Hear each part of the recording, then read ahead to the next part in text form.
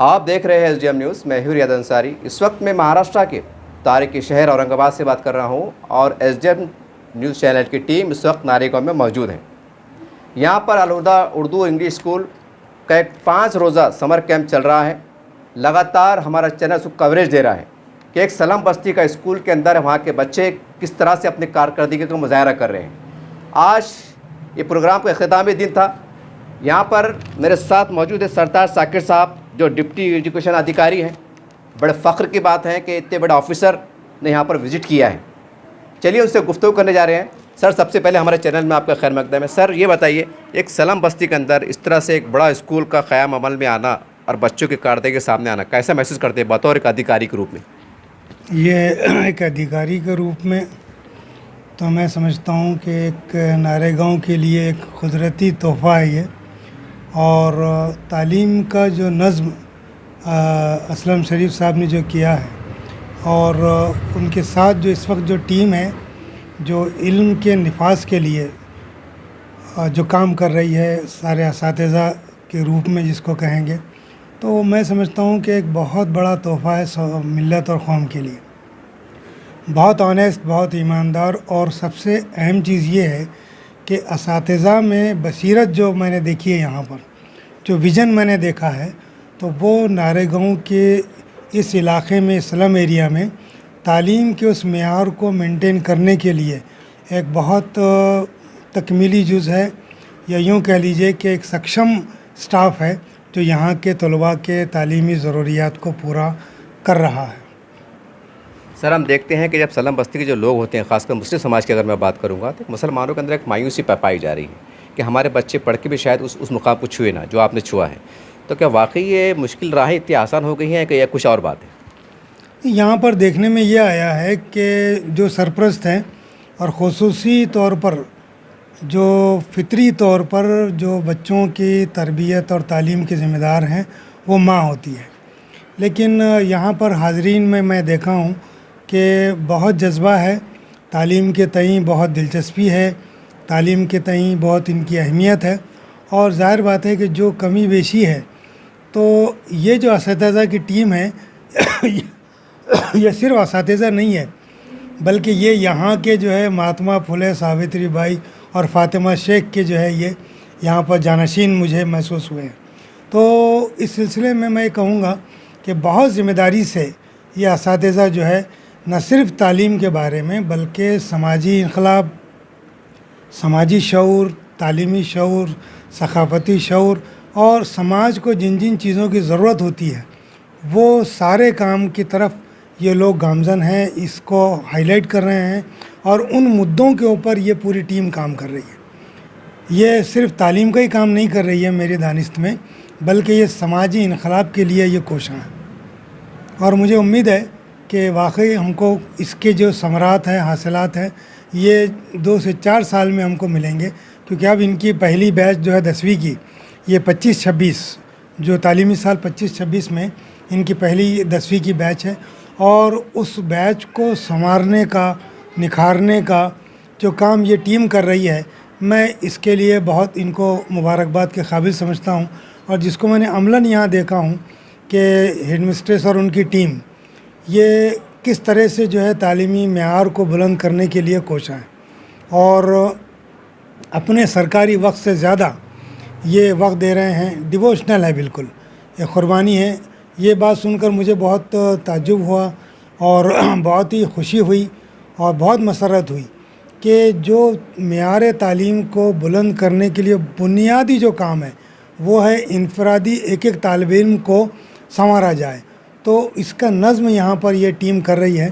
Head mistress اپنی نگرانی میں ایک بچے کا جو ہے وہ ٹیسٹ لیتی ہے، اس کی پڑھائی کتنی ہے، خواندگی کی کیا صورتحال ہے، املا نویسی کی کیا صورتحال ہے، متن کے شعور کی اس کیا صورتحال ہے اور بچے کا تعلیمی معیار کیا ہے. تو اس میں بچہ طالب علم، اس کے والد، اس کے والدہ، ہیڈ مسٹریس اور سوسائٹی کے سنستھا چالک اسلم صاحب اور جو ٹیم ہے، جو سبجیکٹ ٹیچر ہے، جو کلاس ٹیچر ہے، ان کی موجودگی میں جو ہے انفرادی جو ہے جائزہ لیا جاتا ہے. یہ بہت بڑی بات ہے. سر ہم دیکھتے ہیں ہمارا خود کا سروے بھی ہے سلم بستیوں کے اندر خاص کر مسلمانوں کی آبادی کے اندر دو طرح کے ماں باپ پائے جاتے ہیں. ایک ماں باپ بھی سوچتے ہیں کہ بھائی پڑھائی سے کیا کرنا, پڑھائی کا روزگار دینے والی ہے. کچھ ماں باپ جو ہے تو 6 7ویں کے بعد جو ہے تو جو لگا دیتے ہیں کام دھندے میں, اور کچھ ماں باپ کا تصور یہ ہے کہ جب روزگار نہیں تو تعلیم کیوں. تو یہ خیالات کو کیسا محسوس کرتے ہیں, کیسا دیکھتے ہیں آپ؟ ہاں یہ ایک عام رجحان ہے, عام رجحان تو ہے اس کا, لیکن اس میں تبدیلی لانا یہ ہمارے ریفارمرز کا ڈیوٹی ہے, ذمہ داری ہے. اب یہ ریفارمرز کون ہیں؟ سماج کے جو بدھی جیوی ہیں, سماج کے جو بصیرت والے لوگ ہیں اور اساتذہ کی ٹیم ہے. تو اس میں یہ ہے کہ یہ لوگ اس کام کے لیے بہت اچھی طرح سے جو ہے کوشاں ہیں کہ آپ کا جو مسئلہ ہے کہ بھئی عام رجحان ہے ہماری ملت کا اور عام لوگوں کا بھی کہ بھئی پڑھائی کر کے نوکری تو نہیں مل رہی تو پڑھائی کیوں. لیکن جو بنیادی نظریہ ہے تعلیم کا اور اسلام جو ہم کو رہنمائی دیتا ہے کہ علم جو ہے وہ پیشے کے لیے نہیں, انسان بننے کے لیے حاصل کرنا ہے. اور انسان بننے کے بعد آدمی جو بھی پیشہ اختیار کرے گا اس میں انسانیت رہے گی, اس میں فلاح رہے گی, اخلاق رہیں گے. تو یہ ضروری نہیں ہے کہ نوکری کے لیے تعلیم. ابھی رجحان یہ بننا چاہیے کہ ہم کو علم برائے ہماری اصلاح, علم برائے شخصیت کا ارتقاء یہ ہم کو حاصل ہو, اور یہ ٹارگیٹ, یہ ہدف ہمارا پورا ہو, اس لیے ہم کو تعلیم حاصل کرنا ہے. سر یہ بتائیے کہ خاص کر ناریگو کی بستی جو سلم بستی ہے, تو یہاں کے بچوں کو ہم اور کیسا تعلیم کے میدان میں آگے لا سکتے ہیں؟ ٹیچر تو اپنا کام کر رہے ہیں, اور بہتر طریقے سے ماں باپ کو کیا کرنے کی ضرورت ہے؟ سب سے پہلا معاملہ یہ ہے کہ بچوں کو سیلف اسٹڈی کا عادی بنایا جائے. اسکول تو 5 سے 6 گھنٹے کا ہوا کرتا ہے, لیکن گھر پر جا کر وہ لوگ اسٹڈی کریں. اور ایک آئیڈیل, ایک مثالی جو نظام العمل ہے, ایک آئیڈیل ٹائم ٹیبل ہے, وہ ہر بچے کو دیا جائے, پیرنٹس اس کو نافذ کرے. تو سب سے پہلی بات تو ہے کہ سیلف اسٹڈی کا عادی بنے گا بچہ.